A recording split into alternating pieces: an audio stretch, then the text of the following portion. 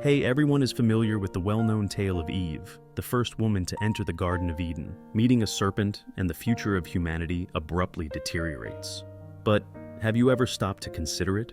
Regarding this serpent's true identity or nature, was it only a cunning snake or something far darker?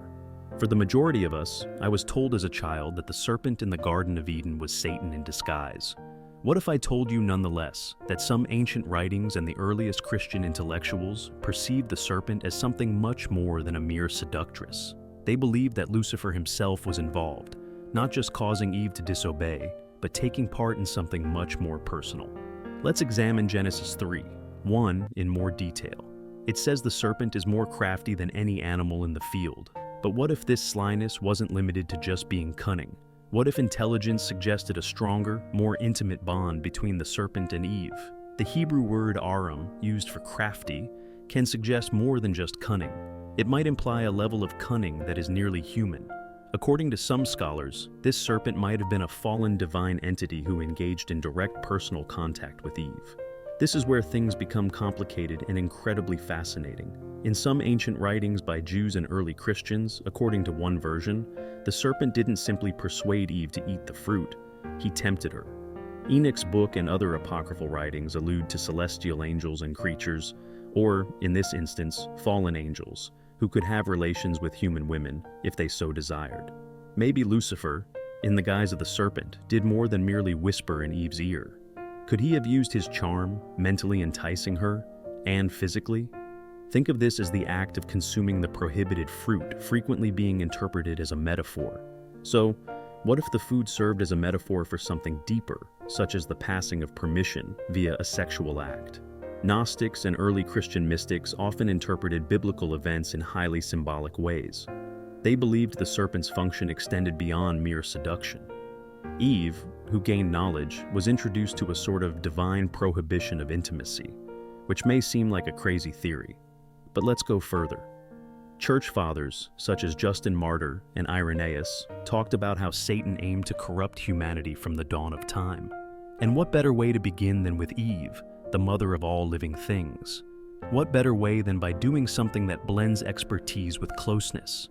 This went beyond simply breaking God's directive. It was to create a connection between humanity and the fallen, the most intimate glimpse into the angelic world conceivable. If you know about Genesis 3:15, you are aware of how important this verse is. God declares to the serpent, "I will incite animosity between the woman and you, as well as between her seed and your seed. He will hurt your head, and you will bruise his heel." This language isn't merely poetic. It's an announcement of a continuing dispute between two lineages. But what does that signify? It discusses how the serpent's seed might be a reference to real physical offspring. This is where things get serious. Some wild interpretations, especially those with apocryphal and Gnostic roots, suggest that Lucifer's role as the serpent didn't merely entice Eve. He had a child with her, carrying this seed of the serpent. It is believed that the serpent is the literal origin of the bloodline that started with Cain. Let's dissect this. Cain, the eldest of Eve, is a mysterious character who, sadly, is known for killing his brother Abel. However, there is a hypothesis that Cain's behavior wasn't only due to human weakness or jealousy. They were an expression of his actual nature, that Lucifer himself inherited. Cain appears as the serpent's seed, considered by some to be the ancestor of a line that possessed characteristics of violent rebellion and being cut off from God. Before you ignore this as just conjecture, take into account that in numerous historical traditions, the dual seed line concept is widely used. There's the Seth line, which came from Adam and Eve's third son, and is frequently seen as the moral line. Then there's the Cain line, which is characterized by rebellion and immorality. But what if the cause of this dichotomy is that Cain wasn't Adam's biological son? According to Lucifer, this is backed by other bands and apocryphal books that explore the concept of fallen angels conversing with people. The Book of Enoch, for example, talks a lot about the angels and watchers who came down to earth and had offspring with human women. While the watchers are different from Lucifer, the idea of heavenly entities having offspring with humans is essential to these old tales. If we apply this concept to the serpent seed in the Genesis story, it turns into something more than a metaphor. It turns into a true lineage. But why should we be concerned about this issue if Cain was the son of Lucifer?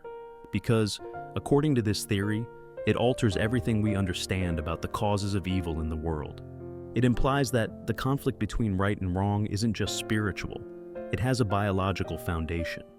The descendants of Cain, characterized by Lucifer's influence, would possess this innate propensity for sin, laying the groundwork for future generations of conflict. This also connects to the Bible's dualistic message. We frequently observe the conflict between light and darkness, between God's people and those who oppose them. If Cain's ancestry is the origin of the serpent, then there is a far more sinister and profound origin. It's not only a conflict between ideas, it's a conflict between bloodlines of inheritance, where the offspring of Cain, impacted by their father's rebellion, conflict with the descendants of Seth, who bear the promise of salvation. Let's move on to the specifics of what the forbidden fruit may truly stand for. Trust me, this Sunday school lesson is not like the others. In the Genesis story, Eve takes a bite out of the tree of knowledge between good and evil. But what if this crime wasn't about actually consuming fruit? In numerous historical traditions, particularly in Gnostic writings, the act of eating anything, whether fruit or anything else, is frequently indicative of learning or experiencing something profoundly transformative. In terms of Eve's encounter with the serpent, according to Gnostic literature, this wasn't solely focused on learning knowledge, but on having sexual knowledge. The Gospel of Philip, a Gnostic text, contains some significant clues. It explains that the Genesis narrative was about much more than mere disobedience. In Gospel verse 71, Philip says the tree in the center of paradise is the understanding of right and wrong. It is a barrier to comprehending the law of God. But this is when things start to get interesting. Later on, the same paragraph refers to how understanding can be a type of personal link, claiming that the world erred because the person who sought to make it perfect failed in his wish. This notion of a mistake connects to the fall's deceptive nature, not only a transgression of disobedience, but of a private, prohibited union. Gnostics focused on hidden meanings, and they often perceived biblical events as metaphors for deeper and more esoteric truths. For them, the act of consuming the fruit represented Eve's growth in deep familiarity with someone she wasn't supposed to know. This is where things become even more intense. Some Gnostic interpretations suggest that this knowledge wasn't only spiritual or mental, but tangible. The act of devouring the fruit becomes a metaphor for a close union with the serpent, which they perceived as an expression of a divine being in rebellion.